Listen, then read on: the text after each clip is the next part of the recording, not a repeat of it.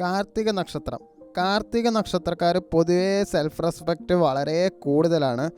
അവർ ആരെങ്കിലും താഴെയാക്കി സംസാരിച്ചാൽ അകത്ത് വളരെ ബാധിക്കണ ഒരു വ്യക്തിത്വം കൂടിയാണ് കാർത്തിക നക്ഷത്രക്കാർക്ക്. നേരിട്ട് സംസാരിക്കണ ഒരു സ്വഭാവമാണ്. ഡിപ്ലോമസി നല്ല കുറവാണ്. അതുകൊണ്ട് മിസ്അണ്ടർസ്റ്റാൻഡിങ് നല്ല രീതിയിൽ കാണും. ഒറ്റയ്ക്ക് പോരാടണ സ്വഭാവം കൂടിയാണ്. ഹെൽപ്പ് ചോദിക്കാൻ ഒട്ടും ഇഷ്ടമില്ലാത്തൊരു സ്വഭാവമാണ്. ആങ്കർ എന്തായാലും നിങ്ങൾ കൺട്രോൾ ചെയ്യണം. പെട്ടെന്ന് കോപം വരും. പിന്നെ റിഗ്രറ്റ് നല്ല രീതിയിൽ നിങ്ങൾക്ക് ഉണ്ടാവാറുണ്ട്. അതുകൊണ്ട് ഹൈ സ്റ്റാൻഡേർഡ് ആയിട്ടുള്ള കാര്യങ്ങളൊക്കെ നിങ്ങൾ നോക്കുള്ളൂ. ജോബ്, റിലേഷൻഷിപ്പ്, ലൈഫ് എല്ലാം പെർഫെക്റ്റ് വേണം എന്നുള്ള ഒരു മനസ്സാണ് നിങ്ങൾക്ക് ഉണ്ടാവുന്നത്. ട്രസ്റ്റ് ഇഷ്യൂ എന്തായാലും ഉണ്ടാവും. ഒരിക്കൽ ഹേർട്ടായാൽ പിന്നെ ഈസിലി നിങ്ങൾ ആരെയും വിശ്വസിക്കില്ല. ഈ കഴിഞ്ഞ ഫെബ്രുവരി മാസത്തിൽ വർക്ക് സ്ട്രെസ് കൂടുതലായിട്ട് നിങ്ങൾക്ക് തോന്നിയിട്ടുണ്ടാവും. അതോറിറ്റി ആയിട്ട് ഈ ഇഷ്യൂ ഉണ്ടാവും. ഇതിന് ടെൻഷൻ കൊടുത്തിട്ടുണ്ടാവും.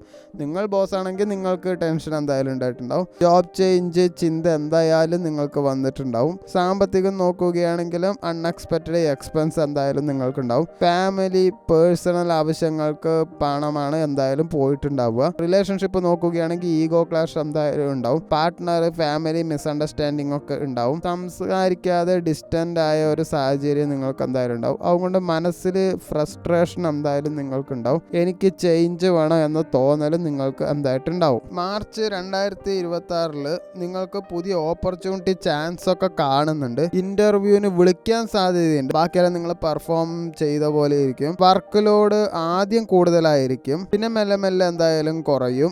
മാർച്ച് അവസാനത്തോടെയാണ് നിങ്ങൾക്കൊരു റെക്കഗ്നിഷനൊക്കെ എന്തായാലും ഉണ്ടാവുള്ളൂ. മാർച്ച് 20 ശേഷം ജോലി മാറാനും സാധ്യതയുണ്ട്. ജോലിയെ പറ്റി വേറെ ഡിസിഷൻ എടുക്കുകയാണെങ്കിൽ അതും മാർച്ച് 20 ശേഷം മതി. ബിസിനസ് നോക്കുകയാണെങ്കിൽ പുതിയ ഐഡിയാസ് ഒക്കെ നിങ്ങൾക്ക് വരും. എക്സ്പാൻഷൻ എന്തായാലും ചിന്തിക്കും. ആദ്യ പകുതിയിൽ നിങ്ങൾ എന്തായാലും ഇൻവെസ്റ്റ്മെന്റ് അവോയ്ഡ് ചെയ്യണം. ഒന്നിലും നിക്ഷേപിക്കേണ്ട ആവശ്യമില്ല. ഒന്നും വാങ്ങാതിരിക്കുന്നതായിരിക്കും പിന്നെയും നല്ലത്. പർച്ചേസ് ഒന്നും കാര്യമായിട്ടില്ലാണ്ട് എല്ലാം ബേസിക് നീഡ്സ് മാത്രം വാങ്ങുക. അതായത് ഭക്ഷണത്തിന് വേണ്ടി മാത്രം ചെലവാക്കുക. അതാണ് ഏറ്റവും നല്ല കാര്യം. മന്ത് എൻഡ് ആവുമ്പോൾ കുറച്ച് പ്രോഫിറ്റ് സൈനൊക്കെ ബിസിനസ്സുകാർക്ക് എന്തായാലും കാണുന്നുണ്ട്. സാമ്പത്തികം നോക്കുകയാണെങ്കിൽ ഇൻകം നോർമൽ ആയിരിക്കും. ലോൺ, പെൻഡിങ് പേയ്മെന്റ് എല്ലാം കിട്ടാൻ വളരെ സാധ്യത കൂടുതലാണ്. അങ്ങനെ കിട്ടിയിട്ടില്ലെങ്കിൽ ചോദിക്കാൻ മടിക്കേണ്ട ആവശ്യമൊന്നുമില്ല.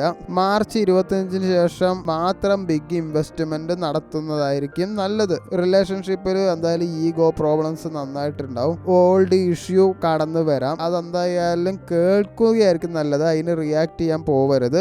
സെക്കൻഡ് ഹാഫിൽ ഒരു പാച്ചപ്പ് ചാൻസ് നല്ല രീതിയിൽ കാണുന്നുണ്ട്. ചിലപ്പോൾ അതോടെ നിർത്തുകയായിരിക്കും. വർക്ക് പ്ലേസിൽ നിങ്ങൾക്ക് എന്തായാലും പുതിയ കണക്ഷൻ വരാൻ സാധ്യതയുണ്ട്. ചാടി കയറിയിട്ട് ഇഷ്ടമാണെന്നൊന്നും പറയേണ്ട ആവശ്യമില്ല.